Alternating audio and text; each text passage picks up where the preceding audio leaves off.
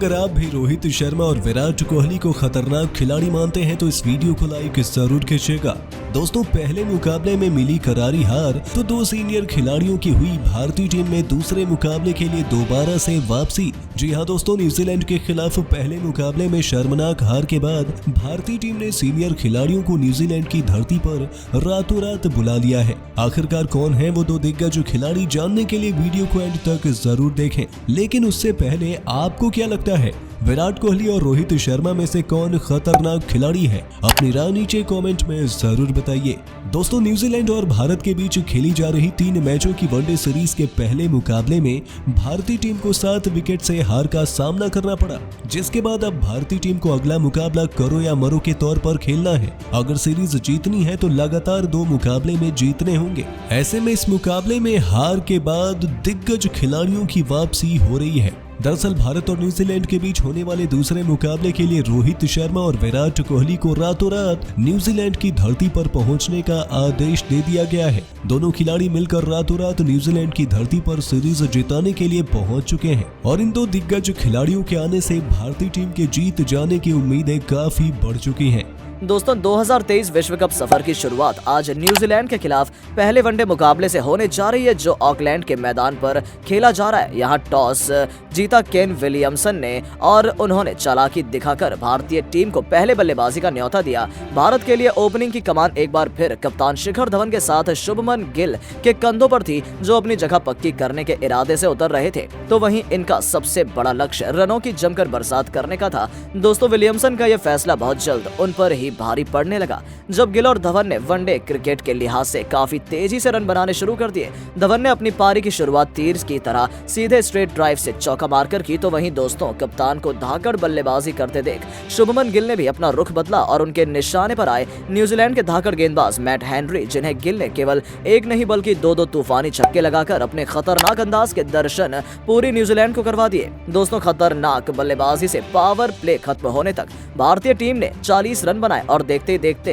कब इन दोनों ने 100 रनों का ओपनिंग पार्टनरशिप कर डाली, पता ही नहीं चला। ये दोनों अपने अपने धाकड़ अंदाज में बेहद शानदार बल्लेबाजी कर मैदान के चारों कोनों में गेंद को मारकर दर्शकों का मनोरंजन कर रहे थे। वहीं भारतीय फैंस की खुशी का तो ठिकाना ही नहीं था, क्योंकि गब्बर ने धमाकेदार वापसी कर अपने बल्ले की गरज से पूरा न्यूजीलैंड दहला दिया था। 21वें ओवर की पहली गेंद पर चौका लगाकर उन्होंने अपना 50 पूरा किया। अपने कप्तान की इस उपलब्धि पर पूरे ड्रेसिंग रूम में खड़े होकर उनके लिए तालियां बजाई गईं। तो वहीं गिल ने भी, जिन्होंने 22वें ओवर में महज 64 गेंद पर अपना 50 पूरा कर लिया, जिसमें उन्होंने एक खतरनाक चौका तो वहीं 3 तूफानी छक्के लगाए थे। वो तो चौकों से ज्यादा छक्कों में डील कर रहे थे। लेकिन दोस्तों, 124 रनों पर एक नहीं बल्कि दोनों ओपनर एक साथ घुटने टेक गए। पहले गिल 50 के स्कोर पर फर्ग्यूसन का शिकार हुए, तो वहीं 72 के स्कोर पर शिखर धवन टिम साउदी की गेंद पर अपना विकेट गंवा बैठे। वो 75 गेंद पर 72 रन बनाकर पवेलियन की ओर लौट गए थे, जिसमें उन्होंने 13 खतरनाक चौके लगाए थे। अचानक मैच ने ऐसा रुख पलटा जिसकी किसी को उम्मीद नहीं थी। ओपनर्स के बाद बल्लेबाजी करने आए ऋषभ पंत और सूर्य कुमार यादव भी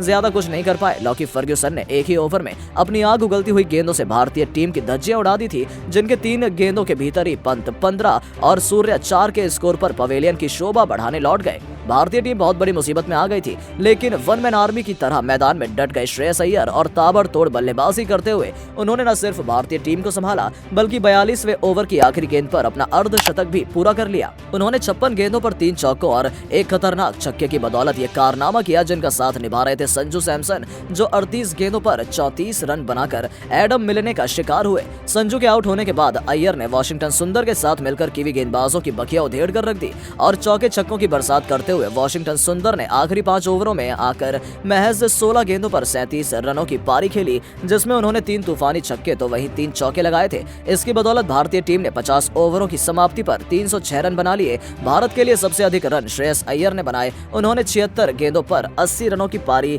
में 4 तूफानी छक्के और 4 खतरनाक चौके लगाए थे। तो वहीं न्यूजीलैंड के लिए सबसे सफल गेंदबाज साबित हुए टिम साउदी और लॉकी फर्ग्यूसन, दोनों ने 3-3 भारतीय बल्लेबाजों का शिकार किया। दोस्तों, 307 रन बनाने के इरादे से न्यूजीलैंड के लिए उनके 2 सबसे खतरनाक ओपनर फिन एलन के साथ मिलकर कॉनवे ने पारी की शुरुआत की। इन दोनों ने शुरुआती 7 रन तो ताबड़तोड़ तरीके से बनाए और महज 7 ओवरों में 35 रनों की पार्टनरशिप कर ली, लेकिन 22 के इंडिविजुअल स्कोर पर एलन को शार्दुल ठाकुर ने अपना शिकार बना लिया, जिनका कैच ऋषभ पंत ने लिया। पहला विकेट मिलने से भारतीय टीम की शुरुआत बेहतरीन हो गई थी। वहीं एलन के आउट होने के बाद बल्लेबाजी करने आते हैं कप्तान विलियमसन और न्यूजीलैंड ने 10 ओवर की समाप्ति पर 42 रन बना लिए और कॉनवे के साथ विलियमसन ने 33 रनों की पार्टनरशिप कर ली। लेकिन जैसे ही रफ्तार के सौदागर ने एंट्री ली, उनके सामने कॉनवे ढेर हो गए। जी हां, आपको बता दें, उमरान ने अपनी घातक रफ्तार से दोनों बल्लेबाजों को तहस नहस करके रख दिया। जहां पहले उमरान की तूफानी रफ्तार से कप्तान विलियमसन के बल्ले का हालांकि वहीं आउट होने से बाल बाल बच गए, लेकिन दूसरे छोर पर खड़े बल्लेबाज अपनी किस्मत के धनी नहीं थे। जी हां, आपको बता दें, उड़ान वाली थी 148 किलोमीटर प्रति घंटे की रफ्तार वाली गेंद ने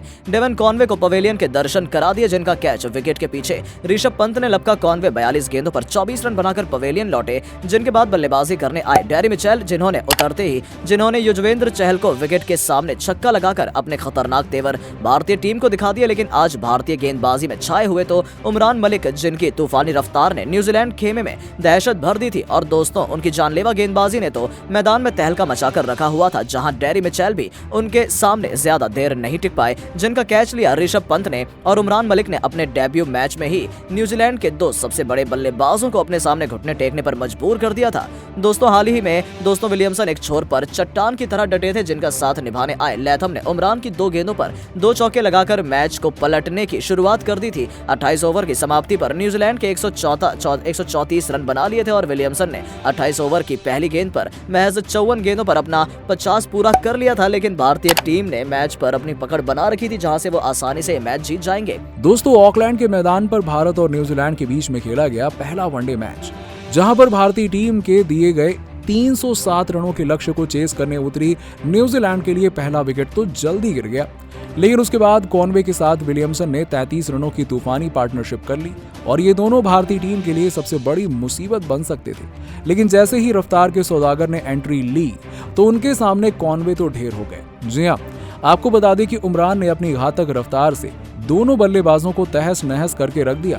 जहां पहले उमरान की तूफानी रफ्तार से कप्तान विलियमसन का बल्ला उनके सामने टिक नहीं पाया, हालांकि वो आउट होने से बाल बाल बचे, लेकिन दूसरे छोर पर खड़े बल्लेबाज अपनी किस्मत के धनी नहीं थे। जी हाँ, आपको बता दें कि उड़ान भरी गेंदबाजी करते हुए 148 किलोमीटर प्रति घंटे की रफ्तार वाली गेंद ने डेवन कॉनवे को पवेलियन के दर्शन करा दिए, जिनका कैच विकेट के पीछे ऋषभ पंत ने लपका।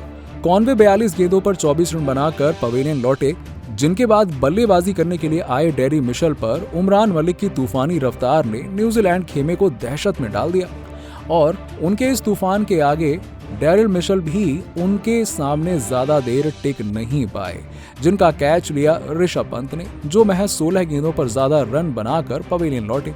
उमरान ने अपने डेब्यू मैच में ही न्यूजीलैंड के 2 सबसे बड़े बल्लेबाजों को अपने सामने घुटने टेकने पर मजबूर कर दिया, जिसके बाद अब पूरी दुनिया में इनकी जमकर तारीफ हो रही है।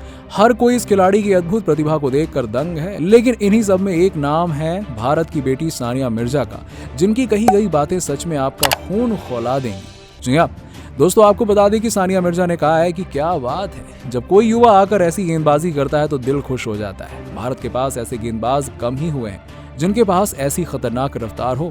ऐसे गेंदबाज तो हमेशा पाकिस्तान के होते हैं और उमरान में मुझे दुनिया का सबसे बड़ा गेंदबाज बनने की क्षमता दिखाई देती है, लेकिन भारत में रहकर ये खिलाड़ी ज्यादा तरक्की नहीं कर पाएगा।